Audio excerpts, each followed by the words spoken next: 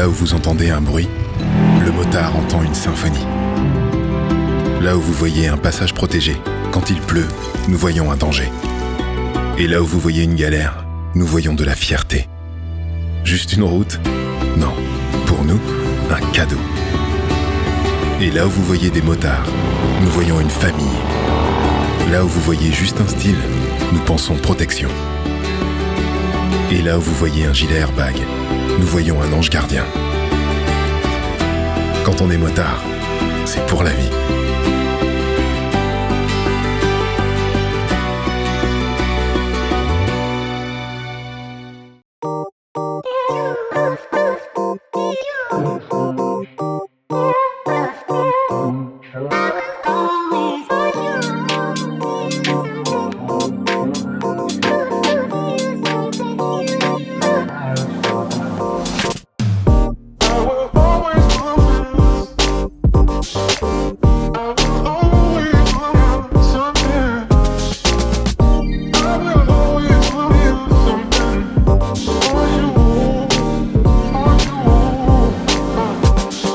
Bonjour et bienvenue pour un nouvel essai de scooter. Vous avez vu, c'est le tout dernier Vespa. Ah non, c'est pas du tout un Vespa, c'est le Rider 5000, le 5000W. Pourquoi 5000? Eh bien tout simplement par rapport à la puissance du moteur de 5000 watts ou 5 kW. Et oui, ce qui est vraiment très sympa sur ce scooter, c'est son look tout simplement. On a vraiment une ligne très rétro, en plus dans cette couleur beige qui existe également dans un vert très pâle, type années 60, avec cette jolie selle marron, des poignées presque mat irisées, un top case assorti en termes de coloris. On a un joli éclairage à l'avant, à l'arrière, avec une jolie signature. On dirait également presque un modèle un peu gogoro, avec un tablier un petit peu plus long et un petit peu plus rond à l'avant. Franchement, le look, il est juste extra. On peut éventuellement critiquer un tout petit peu les poignées, le plastique à côté, mais sinon sur le reste, franchement, même à l'avant, on n'est pas sur du LED, on est sur de l'ampoule standard ici, mais il a un look, ce qui fait que tous les jours, quand vous le prenez, vous avez plaisir, vous avez vraiment le sourire aux lèvres en vous disant « Ah, je vais prendre un truc qui est vraiment sympa ». Pas de grosse technologie sur ce scooter, on a une clé standard qui se met ici, on a une selle à 810 mm, ce qui fait que, en fait, quand vous posez les pieds à terre, vous avez quasiment au moins le bon bout des pieds à terre, alors que là je suis même sur la béquille centrale. On notera d'ailleurs qu'il y a une béquille latérale et une béquille centrale. On a un plancher presque plat, ce qui est très pratique, sans compter que, et ça c'est assez rare, ici on a de la place sous la selle, ce qui est franchement très pratique. Alors on en profitera pour mettre le chargeur et puis on notera que la batterie est extractible, mais on y reviendra plus tard quand on vous parlera de recharge. Au niveau du compteur, on retrouve un compteur très standard, tellement standard qu'il est minimaliste. Alors il est très joli, il est rétro, il est bien bardé de chrome tout autour, mais on va trouver un compteur et puis surtout 3 indications en dessous qui vont alterner, donc pas en même temps, avec le totalisateur, le trip partiel, le voltage de la batterie et juste en dessous, quelle est la capacité encore restante de batterie, ce qui va vous donner une petite indication d'autonomie restante. C'est pas hyper précis, d'autant plus encore une fois que le trip partiel, ici il se remet à zéro à chaque fois que vous repartez. Donc c'est pas comme si depuis la dernière charge vous pouviez savoir combien de kilomètres vous avez fait, à moins de bien retenir et de mémoriser ce fameux totalisateur. Côté commodo, on est dans le plus standard, phare, plein phare, clignotant, qui ne fait pas de bruit ici, ça c'est agréable. Et puis il y a quand même un warning, c'est non négligeable. Et puis ici, il n'y a pas de mode sur ce scooter comme on le trouve ailleurs, avec par exemple des modes éco, ville, sport. Mais il y a au moins une marche arrière. Vous me direz à quoi ça sert une marche arrière? En fait, quand vous êtes un peu en dévers, un peu en pente et que vous avez juste besoin de vous garer entre 2 autres scooters dans une ville, en fait ça vous apporte un petit plus, d'autant plus qu'il est très léger. Donc un petit coup de marche arrière et pouf, vous vous mettez et vous vous installez parfaitement. Bon, et qu'est-ce qu'on a là-dessous? On a un petit moteur de 5000 watts, également de puissance nominale, le tout alimenté par une batterie à l'intérieur de 3 kWh, de 3,6 kWh exactement, qui détermine en théorie une autonomie maximale de 100 km, qui dans la réalité sera plus proche des 80 km. Côté pratique, on a ici un petit crochet comme d'habitude de façon assez standard sur l'établier pour accrocher un sac. Et puis on a un vide-poche fermable à clé. Ça, c'est très pratique. Il est assez grand. Par contre, vous ne mettrez pas un grand smartphone. Pourtant, il y a pas mal de place pour mettre des clés, etc., y compris à gauche. Pas non plus de port USB, donc oubliez le fait de recharger votre smartphone en même temps. Ce qui est sympa avec ce petit top case, déjà, c'est qu'il est raccord en termes de coloris. Il est bien fini. Il s'ouvre hyper facilement, une petite pression à l'arrière. Pas de façon standard par rapport à d'autres. Et puis finalement, sa contenance de 28 litres est largement suffisante à la fois pour mettre un casque ou toutes les affaires dont vous avez besoin, et notamment l'antivol. Mais alors, est-ce que derrière c'est aussi sympa? Est-ce qu'il n'y a que le look? On va vous dire tout de suite, je vous emmène à son guidon. Alors le voilà, ce fameux Rider 5000, franchement, un joli petit look rétro. On dirait presque une marque italienne, célèbre, même si le tablier avant est un tout petit peu plus rond, un petit peu plus large. Et puis on a un plancher presque plat à l'arrière, une jolie petite selle, franchement dans ce coloris, etc., il est magnifique. À la fois une béquille centrale et latérale, une béquille centrale qui permet de s'utiliser très facilement, tellement elle est souple à l'avant et à l'arrière.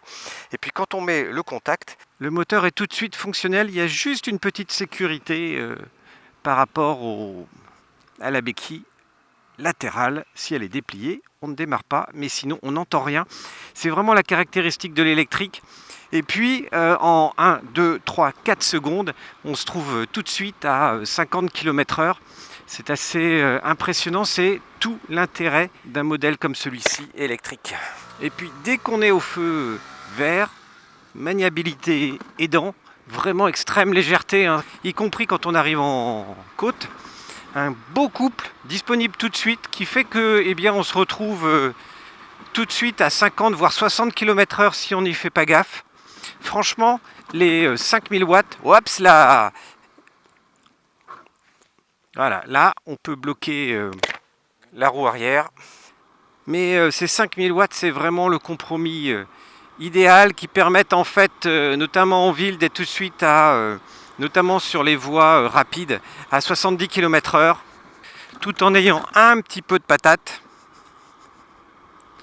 Et caractéristique non négligeable de ce Rider, c'est son confort en fait. Il absorbe grosse selle, selle très épaisse, et puis double amortisseur hydraulique à l'arrière. Il absorbe vraiment très très bien à la fois les pavés ou voir les gendarmes couchés ici. On ne s'en prend pas plein les bras, ni plein le derrière non plus, et y compris en duo, ce qui est assez rare. En fait, à présent et à date, c'est vraiment le plus confortable des scooters électriques. Pas le plus puissant, mais c'est le plus confortable. Non, il absorbe bien, il est lisse. C'est pas un modèle qui va être violent, trop violent même dans les accélérations, au contraire. Et il est doux au début et puis après il grimpe de façon plutôt régulière. Tout se contrôle à la poignée droite parce qu'en fait ici il n'y a pas de mode comme on peut retrouver sur d'autres modèles. Donc pas de mode éco, ville, sport. Donc là ce sont pas les modes qui vont vous aider, c'est votre cerveau pour contrôler un petit peu la dépense de batterie. Et vous allez le voir très facilement. Dès que vous êtes sur autoroute avec ce modèle-là à 90 km/h, voire 98-100 qu'il est capable d'accrocher, vous allez voir que les bâtons de la batterie fondent à vue d'œil et que vous n'allez pas avoir toute l'autonomie que vous pensiez avoir au début en fait. C'est un peu logique, mais ça fond vraiment vite. Après 80 km, vous vous apercevez qu'il descend automatiquement en vitesse de pointe et puis surtout les accélérations au feu vert deviennent complètement ridicules. Ça démarre à peine plus vite qu'un vélo. Même si après vous allez réussir à atteindre les 35 km/h, voire les 40 km/h, mais alors il faut être bien lancé et puis à nouveau dès que vous vous arrêtez, et a fortiori en duo, là ça n'avance plus du tout. L'intérêt principal, c'est de se dire voilà, j'ai 80 km d'autonomie et si je dois faire quelques détours, j'ai encore une dizaine de kilomètres derrière moi, à vitesse lente certes, mais au moins je rentre pas en poussant et je suis pas coincé. La puissance ne s'écroule pas en côte comme on peut le retrouver sur certains thermiques, y compris en duo. C'est pas un foudre de guerre, il y a plus puissant que les 5000, on a facilement sur des 7000 watts qui sont un petit peu plus chers en règle générale. Mais avec ce modèle-là, on est dans le bon rapport, entre guillemets, puissance-prix. C'est-à-dire qu'un 3000 watts en dessous, c'est un peu mou, hein, ou alors ça fait que de la ville. Alors que là, on est capable d'accrocher gentiment un 90 km/h compteur, ce qui est quand même plutôt sympa, notamment dès qu'on veut faire du périurbain. On a un freinage qui offre un très bon feeling derrière. Freinage combiné CBS ici, avant-arrière. Des accélérations qui sont franches et à la fois douces. C'est-à-dire que c'est assez progressif. Et puis quand on accélère, on sent qu'il continue à grimper doucement dans les vitesses. Alors quand on arrive à 90 km/h, là la progression elle est beaucoup plus lente. Par rapport à des modèles où on a encore de la reprise à 90 km/h, je pense notamment au S01 et au S02 de chez Silence. Mais ici on est un petit peu moins cher en termes de prix, en tout cas par rapport au S01. Ce qui permet de s'inscrire rapidement sur voie rapide. Le pare-brise à ce niveau-là est très efficace. Moi qui ne suis pas très pare-brise de façon globale, notamment parce que ça crée des flottements au niveau de la direction avant, qu'on retrouve un petit peu ici, mais moindre que sur d'autres modèles. Et puis comme on le voit là, mine de rien, on est une fois qu'on est bien lancé, voilà, on accroche un 98 km/h en ce moment. Et en fait, quand la batterie est complètement chargée, ce qui n'est pas le cas là, puisqu'elle est à moitié déchargée, donc ce que l'on peut obtenir en vitesse de pointe maximum, on ne l'obtient plus quand la batterie est à moitié déchargée, et a fortiori quand elle est complètement vide, bien sûr, cette vitesse maximale n'est plus possible. Normalement, le Scoot accepte de passer la barre des 100 km/h, compteur, pas réel. Et à cette vitesse-là, la stabilité est nickel, alors que c'est un modèle vraiment très très léger. Il y a plein de scouts très légers qui sont bien sur de l'urbain, et puis dès qu'on arrive sur voie rapide, on est un petit peu limité, on est un petit peu ballotté, je dirais, de gauche à droite, surtout quand on a du vent de face, comme c'est le cas actuellement. Mais ici, voilà, on est sur la seconde file, on est dans le flux de la circulation. Il n'y aura plus d'accélération à partir de là, on est à la vitesse maximum pour ce Rider 5000. Mais il la tient, c'est une vitesse qu'il tient, c'est pas juste un petit bout. En fait, une fois qu'il est installé à sa vitesse, il accepte de rester dessus, ce qui permet de doubler sensiblement et de se rabattre après en toute sécurité. Et par contre, le niveau de la batterie et l'état de la batterie descend beaucoup plus vite, hein, il n'y a pas à dire. Si vous avez l'intention de faire du périurbain à raison de 50 km aller tous les jours, là vous serez un peu limité. Ou alors il faudra vraiment recharger dès que vous arrivez au bureau ensuite. Alors, ce qui est vraiment bien avec ce scooter, c'est que c'est une batterie extractible. Extractible, ça va vouloir dire quoi? Que le chargeur est fourni et surtout qu'on va pouvoir l'enlever, cette fameuse batterie. Donc, qu'est-ce qu'il faut faire? Il y a un petit disjoncteur, on éteint. Ici, il y a la prise qui relie la batterie au système de motorisation et du coup, on peut tirer tout simplement la batterie qui s'extrait. Elle est super lourde, elle fait plus de 15 kg. Mais c'est une possibilité, au moins pour la transporter jusque chez vous. Mais ici, l'avantage, si vous êtes dans un garage, vous pouvez la brancher directement. Du coup, il y a juste la prise ici à placer. Et du coup, la batterie peut rester à l'intérieur du scooter, ce qui franchement est quand même vachement idéal. Et puis, votre chargeur, vous le branchez tout simplement sur la première prise électrique, comme ici.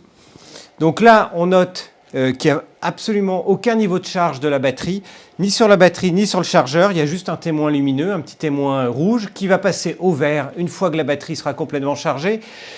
Si vous êtes arrivé à la fin de votre batterie, au moment où sur le compteur ça commence à clignoter, là vous avez en théorie dizaines de kilomètres d'autonomie à vitesse très très lente et il vous restera à ce moment-là 6 heures de recharge bien tassées pour arriver à recharger complètement la batterie. Ce qui est logique, hein, parce qu'on se trouve ici avec un chargeur de 8 ampères. Donc si vous multipliez, vous allez arriver à peu près entre 5 et 6 heures de charge effectivement. Alors le Rider côté passager, ça donne quoi? C'est une super surprise. Déjà moi je trouve que le look, franchement comme dit David, côté rétro, un petit peu style Vespa à l'italienne, c'est franchement très sympa par rapport aux utilitaires qu'on a pu essayer auparavant. Bon, côté confort, il est bas, donc c'est super facile pour remonter. Les repose-pieds que l'on déploie ici sont vraiment très bien placés. En fait, on ne gêne pas le pilote en lui mettant un petit coup dans les mollets, c'est impeccable, donc parfait. Les poignées à la bonne hauteur, la bonne largeur, la bonne position, ça c'est très très rare. La selle, confort et des suspensions qui ne vous remontent pas trop dans le dos, contrairement à des concurrents qu'on a pu tester sur le pavé. Donc là, c'est impeccable. Et le seul petit bémol, c'est qu'il faut vraiment être quand même deux petits gabarits parce qu'on est vraiment l'un contre l'autre. Parce qu'en fait, entre le top case et le pilote, en gros, il n'y a pas beaucoup de place. Et en plus, ici, c'est incurvé et du coup, on ne peut pas se reculer. En gros, on aurait pu gagner 5 cm pour pouvoir se reculer et s'espacer par rapport au pilote. Ce n'est pas le cas puisqu'il y a la petite pente. Donc, c'est super sympa, vous êtes bien coincé, mais c'est très rapproché, on va dire. Bon, eh ben, je dois vous l'avouer, ce Rider 5000, c'est plutôt mon coup de cœur parmi les électriques. Alors, c'est à date aujourd'hui, il va y en avoir d'autres, on en testera d'autres également. Vous êtes habitués également à trouver nos essais de motos électriques, aussi bien les Energica que les Zero Motorcycle sur la chaîne. Il y en aura d'autres dans le futur, je vous inviterai à revenir.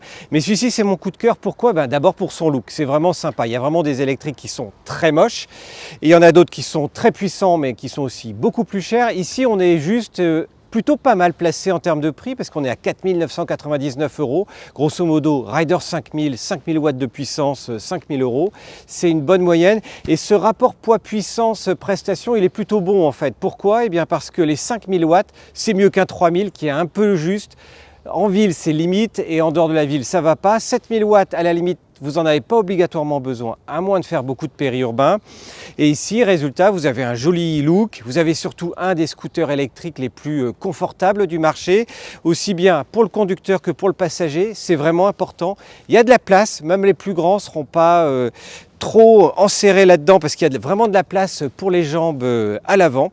Et puis au final, il a une autonomie qui reste raisonnable, on l'a testé, on a vraiment 80 vrais kilomètres d'autonomie en duo alors qu'il fait très très froid. Donc voilà, c'est un bon compromis global sur ce qui se fait actuellement. Encore une fois avec un gros point sur le coloris et sur le look. Et puis ne pas oublier les aides, car une fois que vous enlevez 900 € pour les aides pour les particuliers, voire les 1 500 € supplémentaires pour les professionnels en Ile-de-France, ça vous fait 2 400 € en moins, soit un tarif final de 2 599 € qui vous le met en fait à peu près au niveau d'un thermique, en sachant que par rapport à un thermique, zéro budget de carburant et un budget d'entretien bien minime parce qu'il y a bien moins de choses à part les pneus et puis les plaquettes de frein là-dessus. Voilà, il ne vous reste plus après, je dirais, qu'à choisir la couleur, entre ce beige, entre un vert, entre un rouge très pétard que l'on retrouve également dans d'autres marques italiennes plus connues, ou un noir sobre en mat ou en brillant. Mais en attendant, je vous invite vraiment à l'essayer, il était vraiment sympa. Voilà, si vous avez aimé cet essai, je vous invite à vous abonner à la chaîne en cliquant en bas à droite et je vous invite surtout à nous retrouver sur tous les prochains essais d'électrique, de thermique et puis toutes les motos parce que là on est en plein dans tous les essais de tous les millésimes 2021. Il y a plusieurs essais chaque semaine donc ça dépote et on vous invite également à aller faire un tour dans notre émission Le Garage pour vous parler de l'actualité de la moto, du thermique et de l'électrique. Voilà, c'était tout pour aujourd'hui. Je vous dis à très vite pour un nouvel essai. À ciao, salut!